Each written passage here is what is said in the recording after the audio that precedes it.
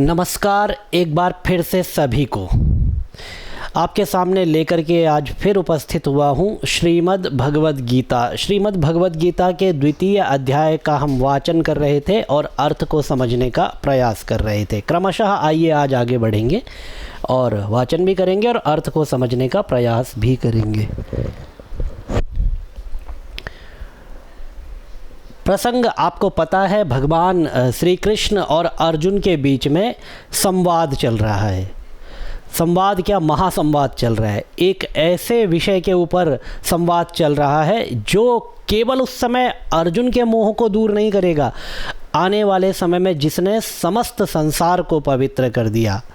सर्वोपनिषदो गावः दोग्धा गोपाल नंदनः, सभी उपनिषदों को गाय बना करके ग्वाले, गोपाल नंदन जो ग्वाले हैं उनके द्वारा इस गाय का दोहन किया गया और अर्जुन को बछड़ा बनाया गया, जिसने कि यहाँ पर आकर के ये जो दोहन की प्रक्रिया है इसमें सहयोग दिया। तब जाकर के ये जो गीतामृत है, ये दुग्धामृतम, ये जो गीतामृत है, गीता रूपी अमृत है, यह निकल करके बाहर आया और इसने समस्त संसार को पवित्र कर दिया। तो उसी श्रीमद् भगवद गीता के श्लोकों का हम वाचन कर रहे हैं, आगे बढ़ रहे हैं। तो इसमें अब तक अर्जुन की जो स्थिति है वो श्री कृष्ण के सामने कैसी है? अपने संदेह प्रकट किए जा रहा है, अपने मोह को नहीं छोड़ पा रहा है और श्री कृष्ण उसको एक ही बात कहते हैं कि तू आत्मा और शरीर के भेद को नहीं समझ पा रहा है। ये आत्मा और शरीर का भेद ना समझना, इसका एकमात्र कारण है, जिसका एकमात्र कारण है अविद्या। अविद्या कहिए और इसको आप कहिए अज्ञान। अज्ञान और अविद्या के कारण ये आत्मा और शरीर दोनों के भेद को नहीं समझ पा रहा है। आत्मा अविकारी होता है और शरीर के अंदर विकार आ जाता है। इस तरह की चर्चा हमने पिछले वीडियो में की थी और इसको अविद्या कहिए, अज्ञान कहिए, भेद का कारण, या फिर माया कहिए। भगवान श्री कृष्ण आगे खुद कहते हैं, दैवी येषा गुणमयी मम माया दुरत्यया मामेव ये प्रपद्यन्ते माया मेताम तरन्ति ते। क्योंकि यदि जीव ने यहाँ पर आत्म साक्षात्कार कर लिया तो उसके बाद वह माया मेताम तर मामेव ये प्रपद्यन्ते, वो श्री कृष्ण कहते हैं जो इस माया को पार कर लेता है वह मुझे प्राप्त कर लेता है। तो अर्जुन जो है आत्म तत्व को प्राप्त कर लेगा और आत्म तत्व, आत्मा परमात्मा में विलीन होकर के एकत्व का संपादन करती है और वहाँ पर ब्रह्मवित् ब्रह्मैव भवति, ब्रह्म को जानने वाला, उस आत्म तत्व को जानने वाला, उस ब्रह्म परमात्मा को जानने वाला ब्रह्म ही हो जाता है। ब्रह्म के समान नहीं होता है, क्योंकि ब्रह्म के समान कोई हो ही नहीं सकता। ब्रह्म के समान यदि कोई है तो वह केवल ब्रह्म है, इसीलिए वह ब्रह्म के समान नहीं होता है, वह ब्रह्म ही हो जाता है। ब्रह्मवित् ब्रह्मैव भवति। इसीलिए जो है उपनिषद, छांदोग्य उपनिषद कहता है तत्त्वमसि। श्वेत केतु जिस तत्व की बात करता है कि ये समस्त संसार कहाँ से उत्पन्न हुआ है, तो उसके पिता उसको उपदेश देते हुए कहते हैं तत्त्वमसि, वह तू ही है। श्वेत केतु कहता है मैं कैसे हूँ, तो कहता है जा ढूंढ, यही तेरा प्रश्न होगा जीवन का और इसी का उत्तर लेकर के आना। और जब महर्षि भृगु के पास वारुणी जाते हैं तो उनको भी इसी प्रकार से ज्ञान देते हुए कहते हैं कि जाओ आत्म तत्व जिससे यह समस्त संसार उत्पन्न होता है उसका ज्ञान लेकर के आओ। अब वो आगे उपनिषद में कथा आती है, जाता है ज्ञान लेकर के आता है, कंक्लूजन उसका यही होता है कि ब्रह्मवित् ब्रह्मैव भवति, ब्रह्म को जानने वाला ब्रह्म ही हो जाता है। अब ये ब्रह्म को जानने में समस्या क्या आती है? क्योंकि जब हम संसार में आते हैं तो शरीर को ही सब कुछ मान लेते हैं। ऐसा श्रुति स्मृति पुराण कहते हैं कि जीव को जो है अपने वास्तविक स्वरूप का ज्ञान होता है जब वह आता है, लेकिन धीरे धीरे संसार की व्यवस्था में सुख दुख मोहात्मक सत्व रज तम, ये त्रिगुणात्मक जो संसार है, इस संसार में आकर के वह अपने स्वरूप को भूल जाता है और यहाँ की भौतिक व्यवस्था में, भौतिक सुखों में, अगल बगल के रिश्ते नातों में इस तरह से डूब जाता है कि अपने ही स्वरूप को भूल जाता है। और ये अपने स्वरूप को जानने का प्रयास करना ही ब्रह्म को जानना है, क्योंकि ये संसार ही ऐसा है, इसमें शरीर को ही हम सब कुछ मान लेते हैं। शरीर कुछ भी नहीं है ऐसा नहीं है, लेकिन शरीर ही सब कुछ है ऐसा नहीं है। क्योंकि शरीर तो विकारी है, शरीर में विकार आएगा, आत्मा में विकार नहीं आता है। मैंने पहले भी कहा है, यदि किसी व्यक्ति की आंखें खराब है तो उसका आत्मा जब दूसरे शरीर को धारण करता है तो उसकी आंखें खराब नहीं होती है, क्योंकि पिछले में यदि आत्मा के अंदर विकार आता तो वो चक्षु जो दोष था वह आत्मा में जाकर के दूसरे शरीर में भी जाता, लेकिन दूसरा शरीर स्वस्थ होता है, आत्मा वह देख सकता है। यहाँ क्यों नहीं देख सकता? क्योंकि यहाँ शरीर के पास जो है देखने की क्षमता नहीं होती है, तो इसीलिए शरीर विकारी होता है, आत्मा विकारी नहीं होता है। इसी प्रसंग को आगे बढ़ाते हुए कहते हैं, आत्मा की विशेषता बताते हुए कहते हैं, अच्छेद्यो यमदाह्यो य, अच्छेद्यो यमदाह्यो य, मक्लेद्यो शोष्य एव च, नित्यः सर्वगतः स्थाणु रचलोऽयं सनातनः, अच्छेद्यः अयम् अदाह्य। अच्छेद्य, आत्मा कैसा है? अच्छेद्य है, आत्मा का छेदन नहीं किया जा सकता। यदि तुझे लगता है कि तू अपने गांडीव धनुष पर पाशुपतास्त्र चढ़ा करके सामने अपने संबंधी जनों का वध कर सकता है तो शरीर का वध करेगा, आत्मा का नहीं कर सकता, क्योंकि आत्मा कैसी है? छेदन जो होगा वह शरीर का होगा, आत्मा का नहीं हो सकता, क्योंकि आत्मा अच्छेद्य है। अधाह्य, यदि तू चाहता है कि तो ये मन में अगर ये विचार है कि आग्नेयास्त्र चला करके, अग्नि बाण चला करके तो उनके शरीर को जला सकता है, तो केवल शरीर ही जलेगा, आत्मा नहीं जल सकती, क्योंकि आत्मा अधाह्य है, आत्मा को जलाया नहीं जा सकता। अक्लेद्य, अक्लेद्य मतलब वरुणास्त्र चला करके सबको गीला कर सकता है, लेकिन आत्मा को गीला नहीं कर सकता, शरीर गीला होगा। ये विकार जो आएगा गीलेपन का शरीर में आएगा, आत्मा में नहीं आएगा। क्यों नहीं आएगा? क्योंकि आत्मा अक्लेद्य, जिसको गीला नहीं किया जा सकता। और मारुतास्त्र चला के जो तू सुखाएगा, शरीर को सुखा सकता है, आत्मा को नहीं सुखा सकता, क्योंकि आत्मा अशोष्य है, आत्मा को सुखाया नहीं जा सकता। इसीलिए कहा गया अच्छेद्यो यमधाह्यो य, मक्लेद्यो शोष्य एव च, अच्छेद्यो यमधाह्यो यम, ठीक है। और अक्लेद्यः अशोष्य एव च, नित्यः सर्वगतः स्थाणु, ये नित्य है, आत्मा कैसा है? नित्य है। नित्य का मतलब जो ना तो पैदा होता है और ना मरता है, जिसकी स्थिति सदा बनी रहती है, ऐसी वस्तु को सनातन कहा जाता है, ऐसी वस्तु को पुराण कहा जाता है, ऐसी वस्तु को नित्य कहा जाता है। और इसीलिए आत्मा को नित्य शुद्ध बुद्ध मुक्त स्वभाव वाला कहा जाता है। आत्मा नित्य है, शुद्ध है, बुद्ध है और मुक्त स्वभाव वाली है। नित्य सर्वगतः, सर्वगत सभी जगह जाने वाली, सभी कुछ जानने वाली, सर्वगतः। अब ये कहिए, हम भी तो उसी ब्रह्म के भूले बिछड़े हुए जो है तत्व हैं, फिर हम सब कुछ क्यों नहीं जानते? हम, क्योंकि आत्मा के लिए कहते हैं आत्मा सर्वांतर्यामी है।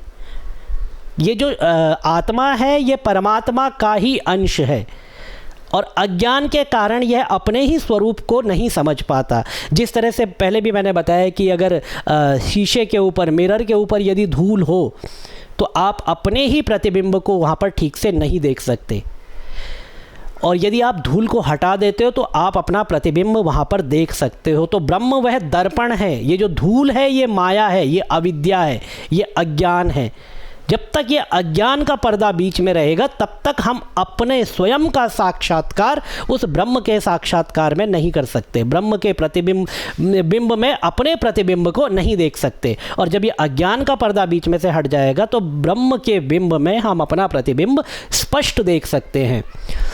इसीलिए हम सर्वगत नहीं है, हम सर्वांतर्यामी नहीं है। लेकिन आत्मा कैसा है? अब आत्मा इस समय अपने ज्ञान के, हमारे अज्ञान के कारण या अपने अज्ञान के कारण अपने सभी जो उसके धर्म हैं उनको नहीं पूरा कर पा रहा है। इस समय वह सर्वगत भी नहीं है, इस समय वह अपने आप को अनित्य भी मान रहा है, इस समय वह अपने आप को ये जो ऊपर जितने लक्षण लगे हैं सारे के सारे मान रहा है। लेकिन ऐसा नहीं है कि शाश्वत ही आत्मा ऐसा है। ठीक है, अज्ञान के कारण वह ऐसा भाषित उसको हो रहा है, अज्ञान के कारण उसने शरीर को अपना समझ लिया है, अज्ञान के कारण वह अपने इन गुणों को नहीं देख पा रहा है। इसका यह तात्पर्य नहीं है कि आत्मा जो है ऐसा अब परमानेंटली ऐसा हो जाएगा, ऐसा नहीं है। अज्ञान जैसे ही नष्ट होगा, ये आत्मा तो स्वयं प्रकाश है, फिर से प्रकाशित हो उठेगा। यदि किसी दिन बादल का टुकड़ा सूर्य को ढक लेता है तो उसका यह तात्पर्य नहीं होता है कि अब सूर्य है ही नहीं है, आज है ही नहीं सूर्य। सूर्य उस दिन भी होता है, लेकिन बादल का टुकड़ा आकर के सूर्य को नहीं ढकता, हमारी आंखों को ढक लेता है और हम व्यवहार करते हैं सूर्य नहीं है। ऐसे ही आत्मा यदि अभी अपने स्वरूप का साक्षात्कार नहीं कर पा रहा है तो इसका तात्पर्य नहीं है कि वह नित्य नहीं है या सर्वगत नहीं है या स्थाणु नहीं है, कूटस्थ कहते हैं स्थाणु को, या फिर वह अचल नहीं है। वह इन सभी गुणों से युक्त है, लेकिन अज्ञान के कारण वह अपने स्वरूप का साक्षात्कार नहीं कर पा रहा है। इसीलिए तो योग दर्शनकार कहते हैं तदा द्रष्टु स्वरूपे वस्थानम, दृष्टा को अपने ही स्वरूप में अवस्थित होना चाहिए, अपने ही स्वरूप का साक्षात्कार करना चाहिए। रचलोयम सनातनः, ये आत्मा अचल है और सनातन है। ये तो आत्मा के विशेषता बताई गई यहाँ पर श्री कृष्ण के द्वारा। आइए आगे बढ़े थोड़ा सा।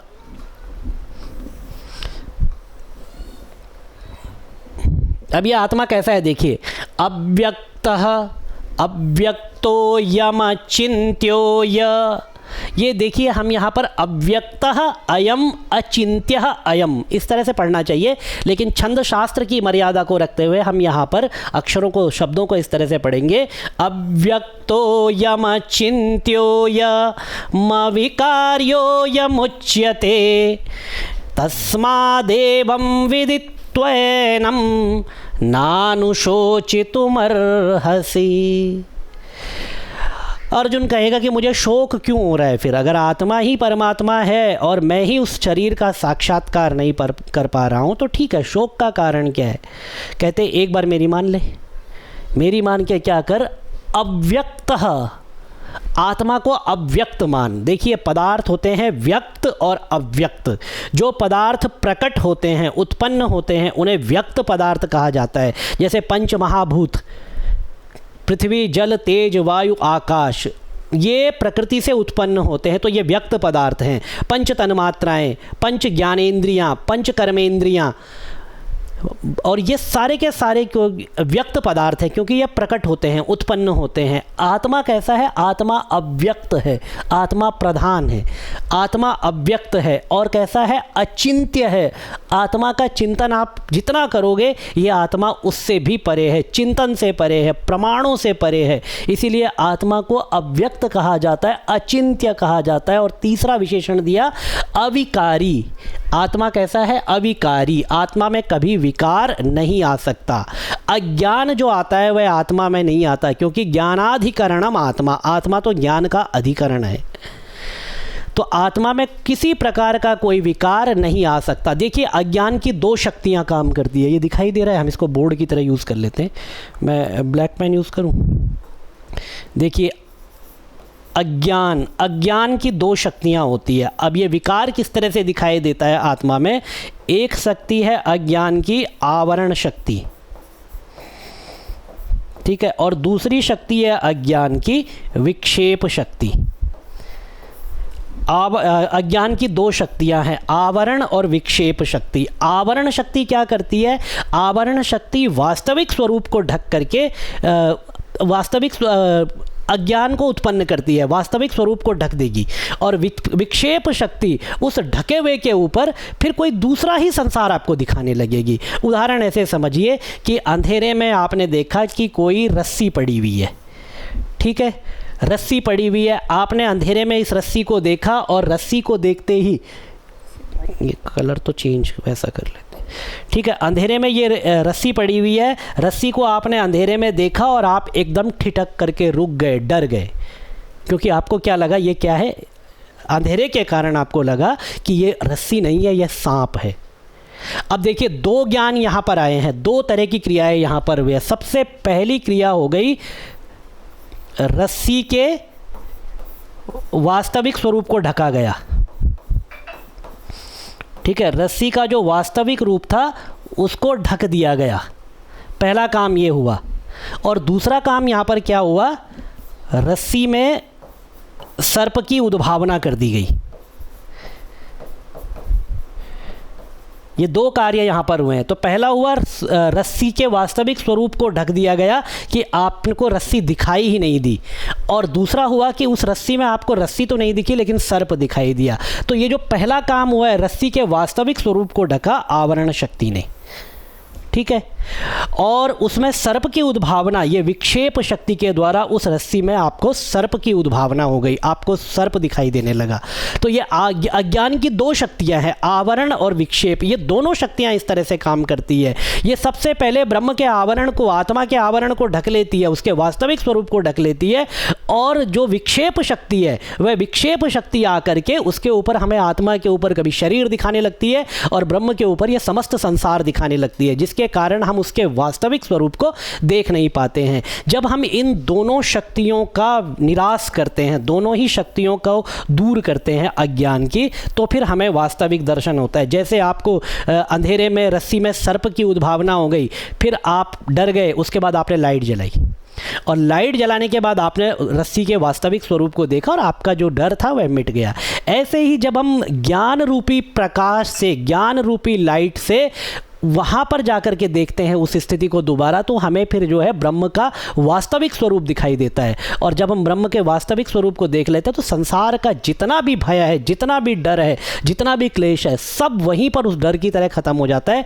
जैसे सर्प की उद्भावना होने से हमारे अंदर वो जो डर था वह पूरी तरह से समाप्त हो जाता है। उसी तरह से ये पारमार्थिक जगत और व्यावहारिक जगत का डर भी हमारा ख़त्म हो जाता है। ठीक है, आइए आगे बढ़ते हैं। तस्मादेव एवं विदित्वेनम, इसीलिए इस आत्मा को इस तरह से जानना है। अव्यक्त है, अचिंत्य है, अविकारी है। यदि तू ऐसे जान लेगा तो नानुशोचित उमरहसी, तू शोक करने के योग्य भी नहीं रहेगा। यदि तूने आत्मा के वास्तविक स्वरूप को समझ लिया तो तू शोक करने के योग्य भी नहीं रहेगा। अर्थात तुझे खुद ये लगेगा कि मैं इस नश्वर शरीर के लिए शोक कर रहा था, मैं अज्ञानी था, मैं इसलिए शोक कर रहा, तो तू शोक करने लायक भी नहीं रहेगा, शोक करने के योग्य नहीं रहेगा। मतलब तुझे ज्ञान हो जाएगा, फिर शोक की आवश्यकता पड़ेगी ही नहीं। आइए आगे बढ़ते हैं। ये यदि ऐसा भी है, यदि नहीं समझ में ये एक बार इसको देख लीजिए, बहुत इम्पॉर्टेंट है। ज्ञानांजलि शिक्षा कुलम, ज्ञानांजलि शिक्षा कुलम, ज्ञानांजलि के द्वारा एक नया यूट्यूब चैनल प्रस्तुत किया गया है जिसमें श्रीमद् भागवत का संपूर्ण ट्यूटोरियल आपको प्राप्त होगा। कमिंग फ्राइडे से, जो आपको फ्राइडे आने वाला है, उससे आपको उस दिन से यहाँ पर श्रीमद् भागवत महापुराण का कंप्लीट ट्यूटोरियल, जिसमें कि हाउ टू रीड एंड उसका मीनिंग, ये दोनों चीज़ें आपको उसमें प्राप्त होंगी। तो मेरा निवेदन है कि आप इस चैनल को सब्सक्राइब करें, शेयर करें, लाइक करें और फॉलो करें, जिससे कि श्रीमद् भागवत का जो भी ज्ञान कोश है वह आप लोगों तक मैं पहुंचाने में सफल हो पाऊं। आप लोगों तक जो भी मेरा प्रयास है वह प्रयास मैं आप लोगों तक पहुंचा पाऊं। चलिए आगे बढ़ते हैं और आगे देखें अपने विषय को। यह चैनल का नाम याद रखिए, ज्ञानांजलि शिक्षा कुलम। इसका जो लिंक है वह आपको डिस्क्रिप्शन में मिल जाएगा, आप लिंक के थ्रू भी चैनल पर जा सकते हैं।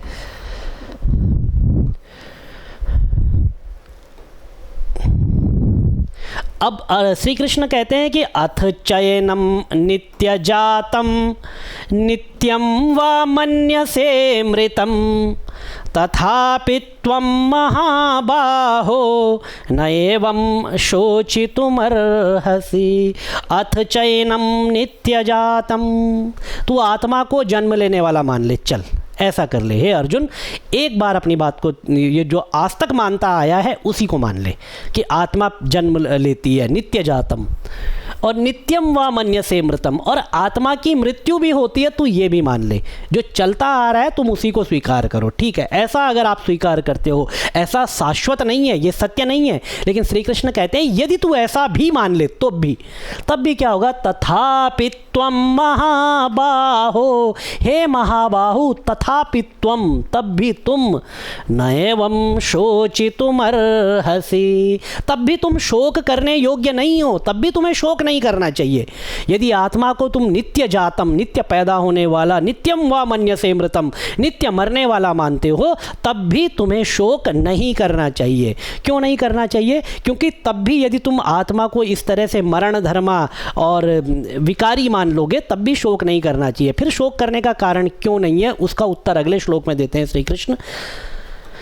देखिए, हम इसको पूरा नहीं करेंगे अगले श्लोक को, लेकिन उसकी एक बार पूर्व पीठिका बना लेते हैं। जातस्य हि ध्रुवो मृत्युर्ध्रुवं जन्म मृतस्य च तस्मादपरिहार्येऽर्थे न त्वं शोचितुमर्हसि। जातस्य ही ध्रुवो मृत्युर, अरे पैदा होते ही ध्रुव, मृत्यु जो है निश्चित हो जाती है। जातस्य ही ध्रुवो मृत्यु ध्रुवम जन्म मृतस्य च, और उसका जन्म लेते ही मृत्यु निश्चित हो जाती है और मृत व्यक्ति का जन्म निश्चित हो जाता है। जब ये पहले से ही निश्चित हो जाता है तो फिर शोक करने की क्या आवश्यकता है? तब भी तुम्हें शोक नहीं करना चाहिए। जो चीज़ पूर्व निर्धारित है ऐसा ही होना है, वहाँ पर शोक करने का कारण क्या है? कोई ऐसा तो नहीं है कि कोई स्ट्रेंज, कोई नया कुछ ऐसा काम हुआ हो जो नहीं होना था, तब तो तुम शोक करो। लेकिन जो पूर्व निर्धारित है उस पर शोक करने की क्या आवश्यकता है? जब तुम्हें पता है कि इस तरफ जा कर के ऐसा ही होना है तो उसमें आश्चर्य दिखाने की, शोक करने की, इस तरह के भाव बनाने की कोई आवश्यकता है नहीं। तस्माद अपरिहार्येऽर्थे न त्वं शोचितुमर्हसि, इसीलिए तुम्हें शोक करना ही नहीं चाहिए। आगे इसकी और विस्तृत व्याख्या करेंगे। ये ज्ञानांजलि ज्ञान गंगा ऑनलाइन संस्कृत क्लासेस चल रही है। इसमें जो है ये संस्कृत साहित्य, Sanskrit language, Durga Saptashati with meaning, Bhagavad Gita, Bhagavata Mahapurana, all stotras, Vedas, ये सारी की सारी चीज़ें जो है पढ़ाई जा रही है। यदि आप इसको ज्वाइन करना चाहते हैं तो ज्वाइन कर सकते हैं। मैं आपको एक बार फिर से इसके फ़ोन नंबर्स बता देता हूँ, टाइमिंग्स बता देता हूँ। इसकी जो टाइमिंग्स है वह ये वाला बैच आपको मिल जाएगा 10 AM Sunday and Monday 8 PM। और इस पे जुड़ने के लिए आपको इस नंबर पर कांटेक्ट करना होगा। आपको व्हाट्सएप कर सकते हैं या फिर आप जो है इस पर कॉल भी कर सकते हैं। इसमें एक मामूली सा शुल्क रखा गया है कि व्यवस्था बनाने के लिए, तो जब आप इसको ज्वाइन करना चाहेंगे तो आपको पूरी डिटेल दे दी जाएगी। बस आज के पाठ को हम यहीं पर रोकते हैं। भगवान श्री कृष्ण के चरणों में आपकी प्रीति सदा बनी रहे। आत्मा और परमात्मा के भेद को समझने का भगवान हमें सामर्थ्य दे। इसी शुभकामना के साथ ओम भगवते श्री कृष्णाय नमः।